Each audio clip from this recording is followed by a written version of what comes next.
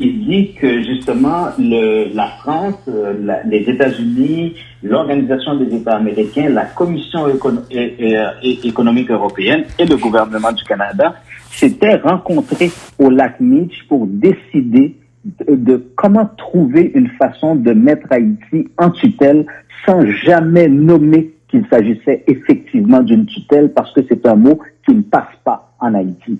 Et le core group, en réalité, ce sont ces mêmes acteurs, donc des ambassadeurs, des représentants de ces organisations-là, qui décident de tout ce qui se passe en Haïti.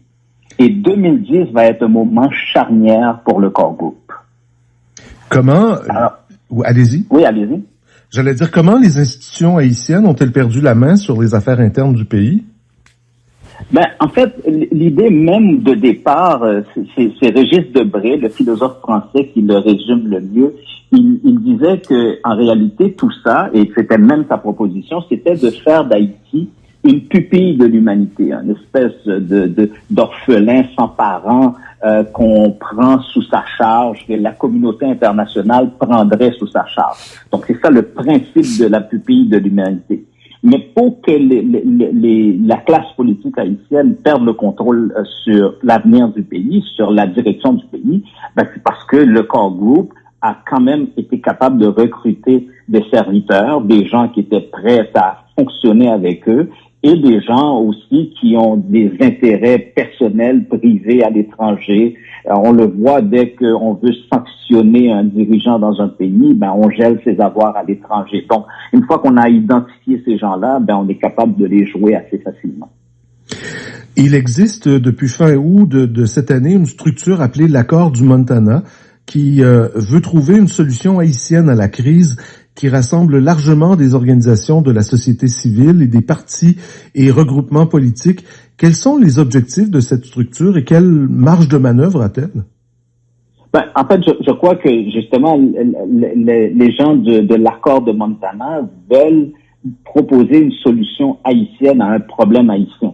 Donc, ils veulent s'affranchir de cette histoire de dépendre du core group, de se faire donner des ordres, que la classe politique soit toujours en train de négocier avec l'international sur ce qui peut être fait dans le pays. Mais encore là, il faut voir est-ce que c'est possible justement pour ce regroupement de tous les acteurs de la société haïtienne de contourner cette force énorme que représente le core group, parce que c'est quand même eux qui financent les élections, c'est eux qui financent une bonne partie de l'économie haïtienne, qui contrôlent aussi certains organes de l'économie du pays. Ce sera extrêmement difficile de les contourner. Donc, mais en même temps, les gens autour de l'accord de Montana se sont donné 2 ans pour réarticuler l'état de droit en Haïti. Je crois que c'est quand même extrêmement ambitieux de penser que ça peut se faire en 2 ans, compte tenu qu'il y a eu 30 ans de dictature et plus de 30 ans de tergiversation. Je crois qu'il devrait considérer que Haïti est à l'an 0 de l'implantation de la démocratie, donc ça ne peut pas se faire en 2 ans. Il est beaucoup question des gangs qui font régner la terreur dans certains territoires d'Haïti. Comment ces gangs réussissent-ils à imposer leurs lois? En fait, voyez-vous, Duvalier avait les tontons macoutes pour le protéger, donc une garde privée finalement qu'il appelait les volontaires de la sécurité nationale. Ce sont des gens non expérimentés, avec aucune formation, qui protégeaient le régime en échange de droits même de voler et de violer des gens. Alors, les gangs, ça a été mis en place par le régime de Michel Martelly, qui était Michel Martelly est le candidat nommé par le core group aux élections de 2010. Il a été prouvé qu'il n'a pas été élu, que les résultats des urnes ont été inventés pour le mettre au pouvoir par le core group. Je tiens à le préciser que ça a été inventé par le core group avec la complicité d'une classe politique haïtienne qui a négocié aussi qu'on le mette au pouvoir. Et ça, c'est pas moi qui le dis, c'est c'est le coordonnateur du Conseil électoral haïtien qui dit que les résultats qu'il avait remis, n'ont pas été ceux qui ont été communiqués. Donc, ça vous donne une idée. Et d'ailleurs, il y a Juan Gabriel Valdez qui explique dans une entrevue que lorsqu'il était en Haïti en 2010 avec Lionel Jospin, l'ancien premier ministre de France. Ils ont rencontré le Core Group et les gens du Core Group avaient dit à Jospin qu'on était en train d'organiser le deuxième tour, alors que le premier tour n'était même pas encore complété. Donc, c'est pour vous dire que tout était décidé d'avance. Donc, les gangs, en revanche, c'est que le gouvernement choisi par la communauté internationale devait se donner des moyens de se protéger. Et les gangs, c'est l'équivalent du principe mis en place par Duvalier avec les tontons Macoutes. Et Michel Martelly, qui était celui qui avait été nommé par le Core Group, s'est entouré de ces gens-là. Et ils ont perdu le contrôle. Et son successeur, Jovenel Moïse, qui a été assassiné, après l'assassinat de Jovenel Moïse, c'est la débandade totale parce qu'il n'y a plus personne pour contrôler les gangs. Comment pensez-vous que la coalition pour une solution haïtienne à la crise pourrait faire repartir le pays sur de nouvelles bases?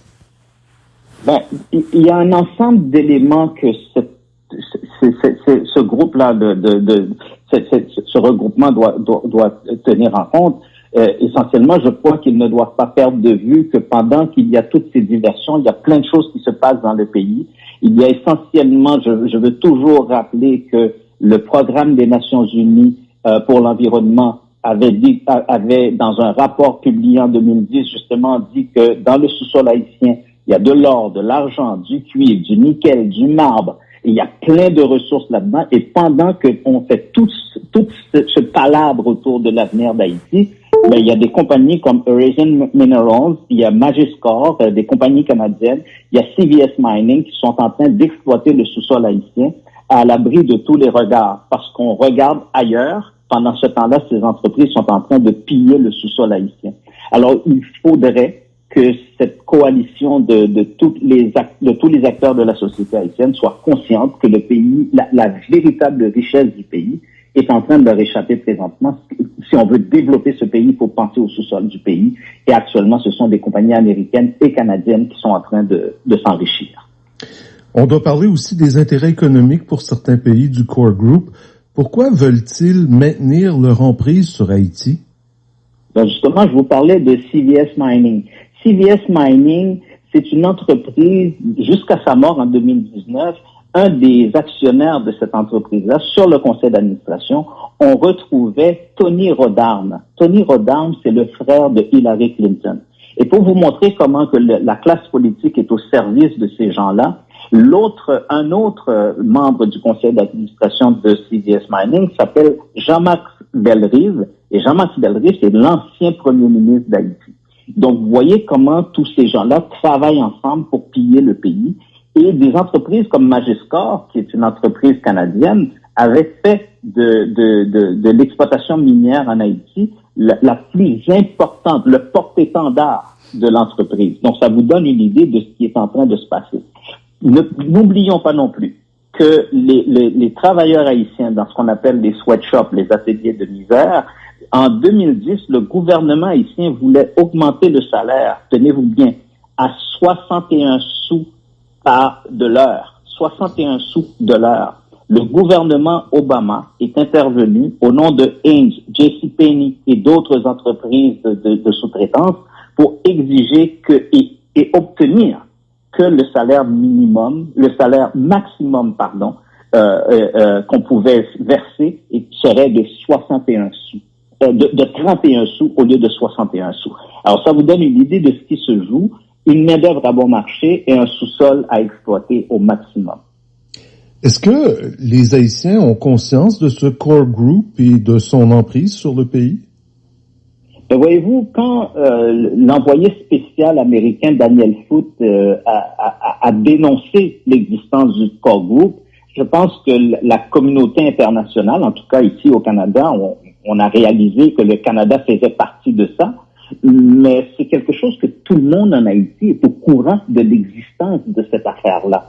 Et moi, j'ai eu une rencontre avec l'ancien ministre des Affaires internationales du Canada, Marc Garneau, au mois d'août. Et Marc Garneau avait demandé et exigé que l'actuel premier ministre d'Haïti réalise des élections en décembre 2021. On était, au moment où je participe à cette rencontre avec Marc Garneau, On était à 1 mois après le tremblement de terre du mois de juillet. Donc, ça vous donne une idée, c'est que cette décision d'avoir des élections en Haïti n'était pas une décision haïtienne, c'était pas une décision logique, c'était une décision canadienne, c'était une décision du core group. Heureusement, ça n'a pas lieu, parce que c'est impossible de tenir des élections dans les conditions actuelles, mais ça vous donne quand même une idée de l'importance du poids de ces pays-là sur ce qu'ils considèrent comme une pupille de l'humanité. Est-ce que les Canadiens d'origine haïtienne agissent, interpellent le gouvernement fédéral face à cet état de fait? Eh ben voilà, c'est ce que je vous disais, c'est cette rencontre que j'ai eue avec Marc Garneau. Nous étions une vingtaine de personnes à cette rencontre-là pour essayer justement de faire valoir notre point de vue. On avait à peine terminé la rencontre que Marc Garneau avait envoyé un tweet pour pratiquement dire qu'il nous avait utilisé pour faire semblant qu'il était intéressé à ce qu'on disait, mais il n'avait aucun intérêt à ce qu'on racontait. Les décisions étaient déjà faites à l'avance, les dés étaient déjà pipés, et nous, on voulait leur dire tout simplement, donner une chance au pays, donner une chance aux Haïtiens, ne serait-ce que la possibilité, après plus de 60 ans de tergiversation, donner aux Haïtiens la possibilité au moins de se planter. Mais même ça, on leur donne pas. Monsieur Boiron, merci beaucoup d'avoir pris le temps de discuter avec nous cet après-midi. Le plaisir est partagé. Bonne fin de journée, au revoir. Au revoir aussi. Mon invité, Frédéric Boiron, sociologue québécois d'origine haïtienne. On va poursuivre en chanson, cette fois avec Lila. Eh bien, ces soirées-là, un véritable joyau. On interview comme ça